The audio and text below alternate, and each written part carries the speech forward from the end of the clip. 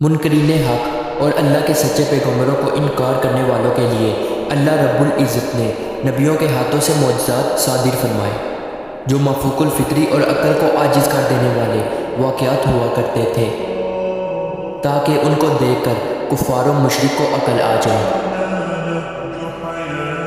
اور وہ اللہ کے بھیجے ہوئے رسولوں پر ایمان لے آئے۔ یہ معجزات ان کے لیے اتنے اتمام حجت تھی جس کے بعد حق سے منہ موڑنے کی کوئی گنجائش باقی نہ رہتی تھی۔ پیغمبر اسلام حضرت محمد مصطفیٰ صلی اللہ علیہ وسلم کے ہاتھوں سے بھی بے شمار معجزات صادر فرمائے۔ یہ معجزات فقط انبیاء کرام کے ساتھ مخصوص تھی، بلکہ آپ کے اصحاب اور ائمہ اہل بیت کو بھی ان کاموں کے لیے چنا گیا تھا۔ اس میں معجزات و کرامات کا لازمی دخل تھا جو انہیں اللہ رب العزت کی طرف سے عطا کی گئی تھی۔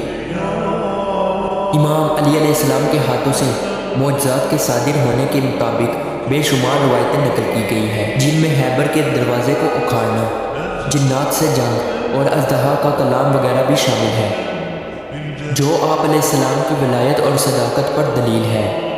لہٰذا موسم گرما اور موسم سرما کے لیے حضرت علی علیہ السلام کو جو غیر معمولی کرامات عطا کی گئی تھی، وہ احادیث و تاریخ کی کتابوں میں یوں نقل ہوئی ہے۔ حضرت عبد الرحمن ابی لیلہ کہتے ہیں کہ حضرت علی سردیوں میں ایک لنگی اور ایک چادر اوڑھ کر باہر نکلا کرتے تھے، اور یہ دونوں کپڑے پتلے ہوتے تھے، اور گرمیوں میں موٹے کپڑے اور ایسا جبہ پہنا کرتے تھے جس میں روئی بڑی ہوتی تھی۔ لوگوں نے مجھ سے کہا، آپ کے ابا جان رات کو حضرت علی علیہ السلام سے باتیں کرتے ہیں کہ وہ حضرت علی سے اس بارے میں پوچھیں۔ میں نے اپنے والد سے کہا، لوگوں نے امیر المؤمنین کا ایک کام دیکھا ہے جس سے وہ حیران ہے۔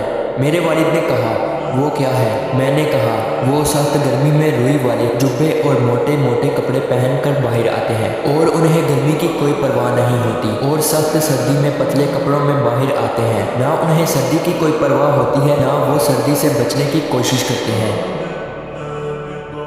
تو کیا آپ نے اس بارے میں ان سے سنا ہے؟ لوگوں نے مجھ سے کہا کہ جب آپ رات کو ان سے باتیں کریں تو یہ بات بھی آپ ان سے پوچھ لیں۔ لہٰذا رات کو میرے والد حضرت علی علیہ السلام کے پاس گئے تو ان سے کہا، اے امیر المؤمنین، لوگ آپ سے ایک چیز کے بارے میں پوچھنا چاہتے ہیں۔ حضرت علی نے کہا، وہ کیا ہے؟ میرے والد نے کہا، آپ سخت سردی میں روئی والا جبہ اور موٹے کپڑے پہن کر باہر آتے ہیں، اور سخت سردی میں دو پتلے کپڑے پہن کر باہر آتے ہیں، نہ آپ کو سردی کی پرواہ ہوتی ہے اور نہ اس سے بچنے کی کوشش کرتے ہیں۔ حضرت علی علیہ السلام نے فرمایا، اے ابو لیلہ، کیا آپ خیبر میں ہمارے ساتھ تھے؟ میرے والد نے کہا، اللہ کی قسم، میں آپ لوگوں کے ساتھ تھا۔ حضرت علی علیہ السلام نے فرمایا، رسول اللہ صلی اللہ علیہ وسلم نے پہلے حضرت ابو بکر صدیق رضی اللہ تعالیٰ عنہ کو بھیجا۔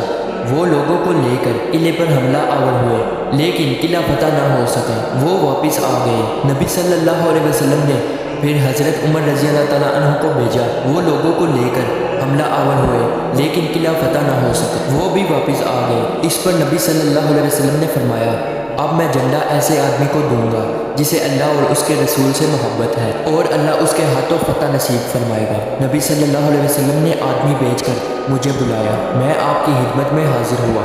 میری آنکھیں دکھ رہی تھیں، مجھے کچھ نظر نہیں آ رہا تھا۔ نبی صلی اللہ علیہ وسلم نے میری آنکھوں پر اپنا لعاب دہن لگایا اور یہ دعا کی، گرمی اور سردی سے اس کی حفاظت فرما۔ اس کے بعد نہ کبھی مجھے گرمی لگی اور نہ کبھی سردی۔ اس ذات کی قسم جس نے محمد کو حق دے کر بھیجا ہے، اس ذات کی قسم جس نے محمد کو حق دے کر بھیجا ہے، اس کے بعد آج تک گرمی اور سردی نے مجھے کچھ تکلیف نہ پہنچائی۔